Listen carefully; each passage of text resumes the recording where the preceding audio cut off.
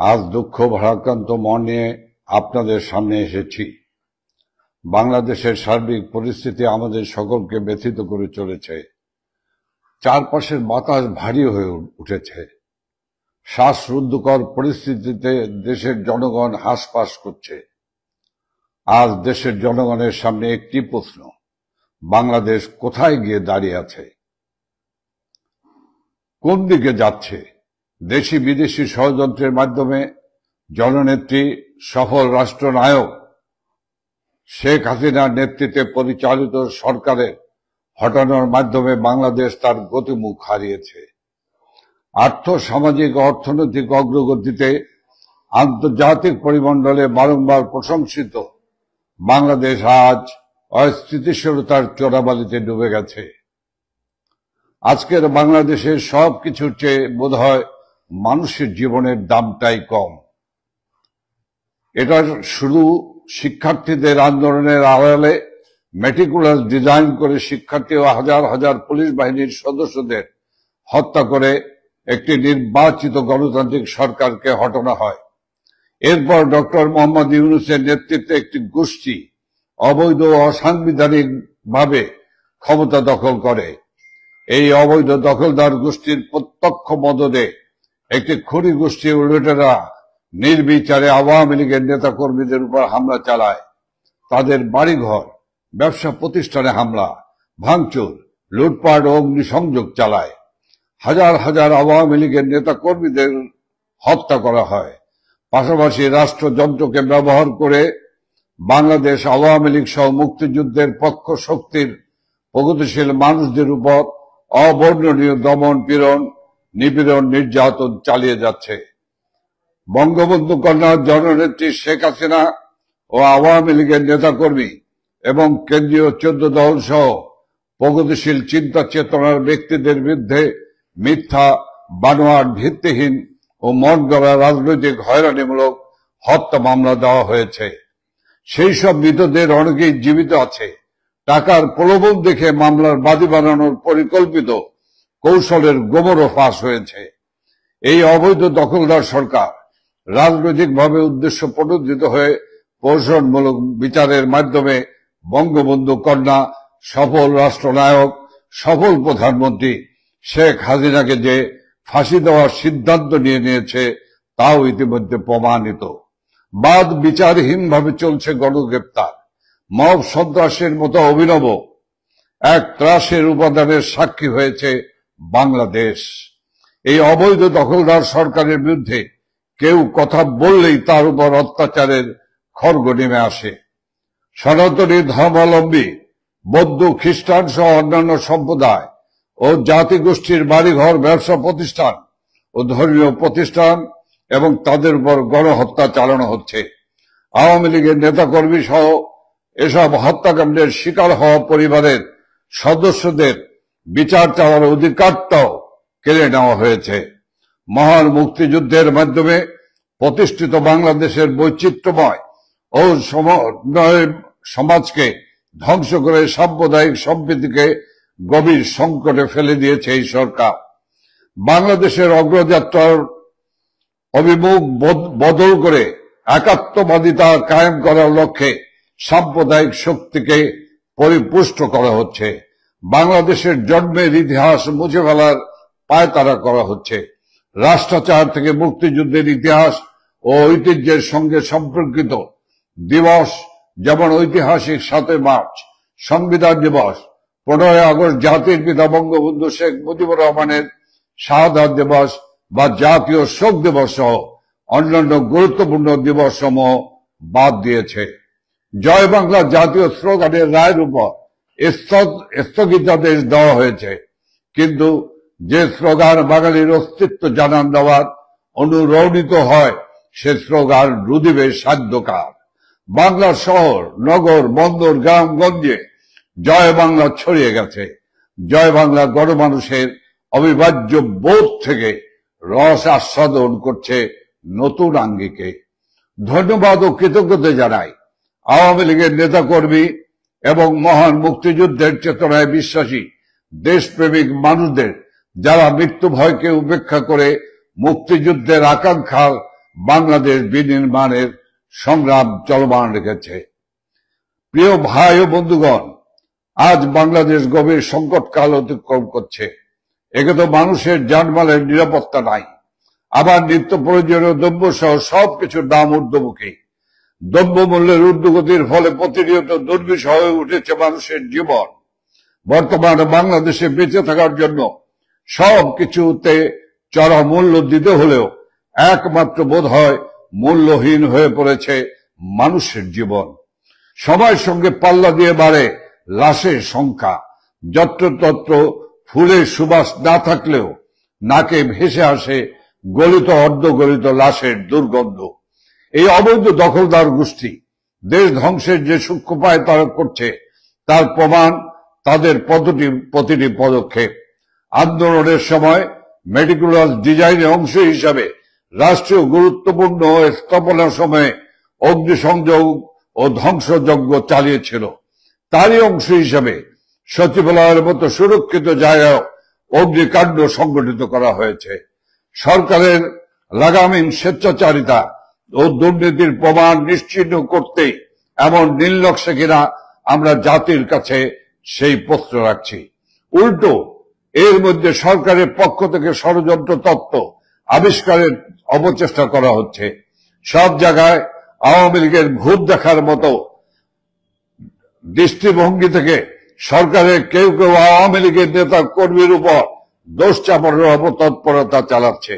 অথচ আওয়ামী লীগের নেতা কর্মীদের যেখানে বাড়িতে থাকতে দেওয়া হচ্ছে না, রাজপথে নামতে দেওয়া হচ্ছে না, মব সর্দার বা বিভিন্ন দলের ক্যাডার ও সন্ত্রাস বাহিনী লেলিয়ে দিয়ে বাদ বিচারহীন ভাবে যাদের জীবন কেড়ে নেওয়া হচ্ছে, তারা সচিবালয়ের মতো সংরক্ষিত এলাকায় প্রবেশের সুযোগ পাবে, এ ধরনের কথা বলা বাতুলতার সামিল। সচিবালয় শুধু সিসিটিভি ক্যামেরা না, নাইট ভিশন ক্যামেরাও আছে, তাতে ভিডিও ফুটেজ থাকার কথা। সেই ভিডিও ফুটেজ আমরা জাতির সামনে প্রকাশ করার দাবি জানাচ্ছি। নিরপেক্ষ ও সুষ্ঠু তদন্তের মাধ্যমে এই অগ্নিকাণ্ড সংগঠিত করার সঙ্গে জড়িতদের বিচারের আওতায় আনার দাবি জানাচ্ছি। আজ জনমানসের কথা উঠেছে, যে সরকার জনগণের জানমাল ও সচিবালয়ের মতো গুরুত্বপূর্ণ স্থাপনার নিরাপত্তা দিতে পারে না, সেই সরকারের রাষ্ট্র পরিচালনার নৈতিক বৈধতা নাই। এই সরকারের পদত্যাগ নিয়ে তাই গণদাবি উঠেছে। সেই গণদাবির প্রতি সমর্থন রেখে আমরাও অবৈধ অসাংবিধানিক দখলদার ফ্যাসিস্ট ইউনূস সরকারের পদত্যাগ দাবি করছি। একই সাথে বাংলাদেশ আওয়ামী লীগ সহ মহান মুক্তিযুদ্ধের চেতনায় বিশ্বাসী দেশপ্রেমিক জনগণের প্রতি আবারও ধন্যবাদ ও কৃতজ্ঞতা জানাই, এজন্য যে তারা সকল দিক থেকে বাংলাদেশের জন্য উৎসাহের এই সময় নিজেদের বিবেকের তাড়না থেকে ফ্যাসিস্ট এই সরকারের বিরুদ্ধে সোচ্চার রয়েছেন। আমরা বিশ্বাস করি সমগ্র জাতির সম্মিলিত বিবেক যতই আহত কখনো পরাজয় স্বীকার করবে না। গতকাল রাষ্ট্রের সর্বোচ্চ গুরুত্বপূর্ণ ভবন সচিবালয় আগুনে স্থানীয় সরকার, পল্লী উন্নয়ন সমবায় মন্ত্রণালয়, সড়ক পরিবহন মন্ত্রণালয়, সেতু, ডাক ও টেলিযোগাযোগ, যুব ক্রীড়া মন্ত্রণালয় এবং শ্রম কর্মসংস্থান মন্ত্রণালয়ের নথিপত্র কম্পিউটার ও আলবাব পড়ে ছাই হয়ে গেছে। রাষ্ট্রের সর্বোচ্চ নিরাপত্তার মধ্যে এমন ঘটনায় জাতি হতবিহ্বল। লোক দেখানো নয়, জনগণের সুনির্দিষ্ট তথ্য প্রমাণ সহ সঠিক তদন্ত আশা করে। ঘটনার তদন্তে স্বরাষ্ট্র মন্ত্রণালয়ের জ্যেষ্ঠ সচিবকে প্রধান করে একটি উচ্চ পর্যায়ের কমিটি গঠন করা হয়েছে। কমিটিতে ফায়ার সার্ভিস ও সিভিল ডিফেন্স অধিদপ্তরের প্রধানকে সদস্য সচিব করা হয়েছে। এর আগে মন্ত্রিপরিষদ বিভাগ একজন অতিরিক্ত সচিবের নেতৃত্বে 7 সদস্যের একটি তদন্ত কমিটি গঠন করেছিল। পরে এই কমিটি বাতিল করা হয়। বারবার কমিটি গঠন ও পরিবর্তনকে জনগণ আসল ঘটনা ধামাচাপা দেওয়ার অথবা উদরপিণ্ডি বুদর ঘাড়ে চাপানোর অবস্থা বলে মনে করে।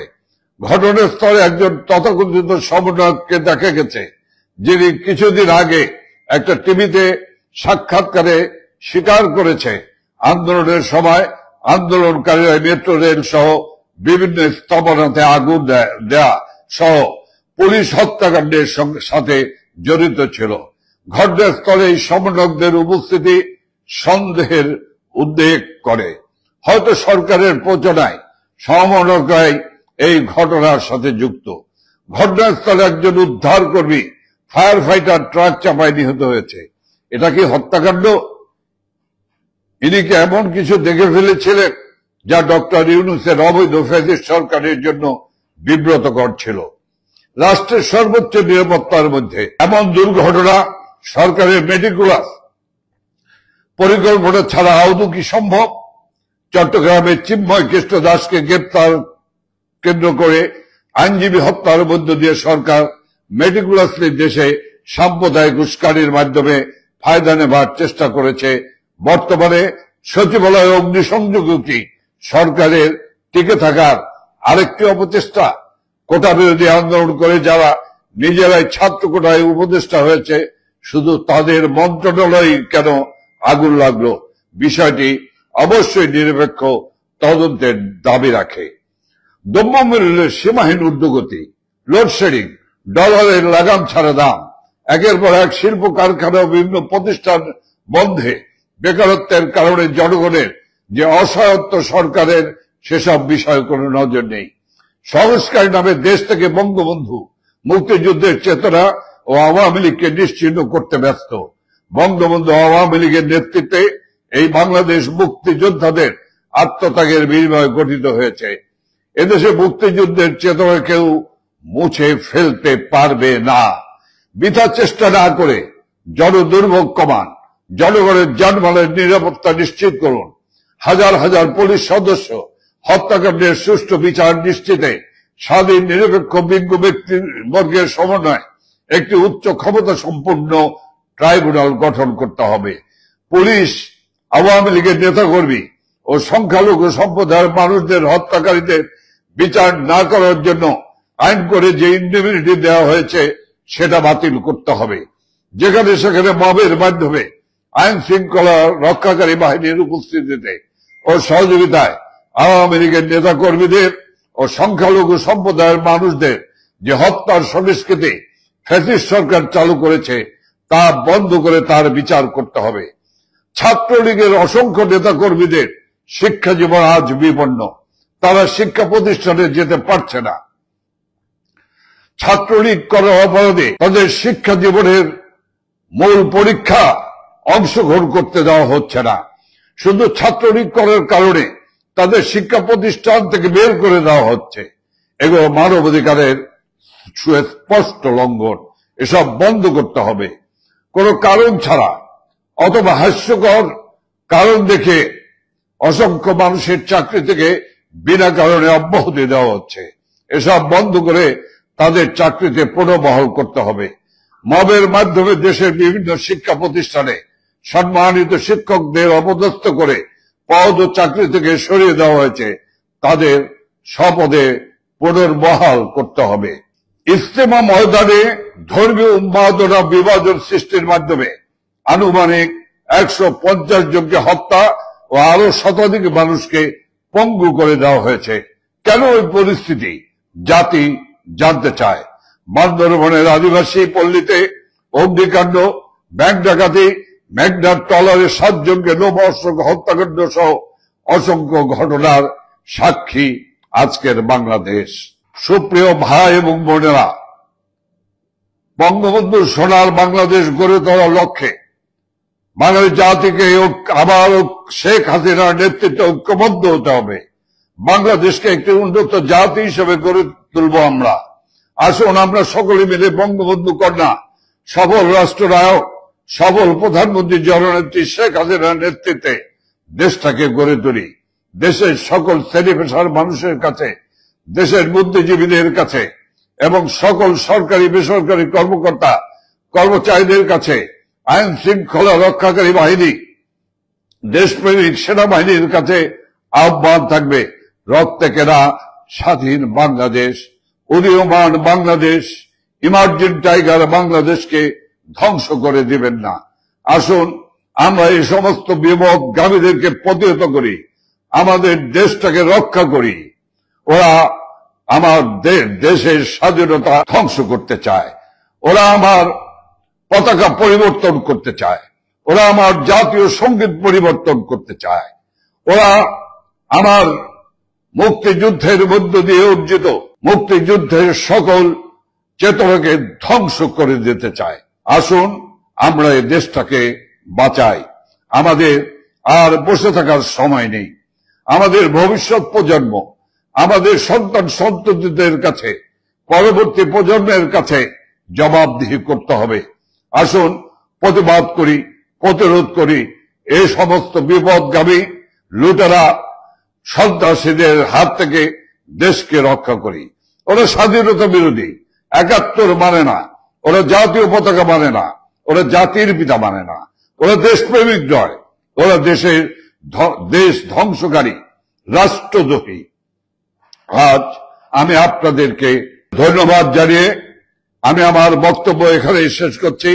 খোদা হাফেজ। জয় বাংলা, জয় বঙ্গবন্ধু, জয় শেখ হাসিনা।